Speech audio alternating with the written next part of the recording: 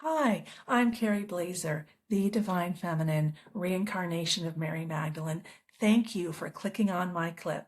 But I want to let you know that I have a free ebook linked below, my 6 Divine Feminine Self-Love Strategies. They will help you transform your emotional wounds into personal wisdom. And I take a multidisciplinary approach. I include the laws of physics, psychology, neuroscience, shamanism, mysticism. I went wild, okay? So men can understand and women can understand. There's something there for everyone because what I learned is when something's true, it's true in multiple places. All right, please like and subscribe and help me distribute my ebook to everyone for free by exploding my channel. Take care. Enjoy the clip. Bye. But let's start here with on the left, the map of consciousness, and talk about how the universe is a mirror, showing me myself in every moment as a constant feedback loop for self-improvement. And this is how I learned that we live in a holographic universe, that our souls communicate via emotions. As you can see, all these emotions on the left, heart and soul. Heart is emotion, right? Makes sense? It's logical. And that our emotions that vibrate below 100 hertz are fear, grief, apathy, guilt, and shame. Cancer, viruses, and bacteria all vibrate below 100 hertz. So I haven't been sick in 6 years because I'm constantly in my courage, my love, and enlightenment.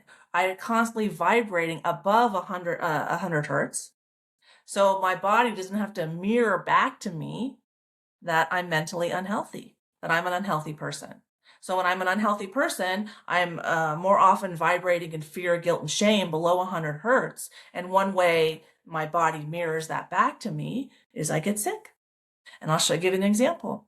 When my older daughter, I have 3 kids, when she was 5 weeks old, I'd already gone back to work when she was 3 weeks old. Oh, money, money, money, right? I had 2 kids already. I got bacterial pneumonia, became septic, and I was in ICU for 3 weeks, 2 weeks on a ventilator, 5 days on 100% oxygen. I almost died several times. Why?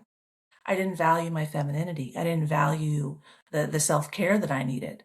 I put money before my self-care. Why didn't my husband and I have a plan? I was busy being a woman and being a man because I was, from my traumatic childhood, I wouldn't heal. So I'm a woman trying to be a woman and then also swim in the man's lane so I can control everything.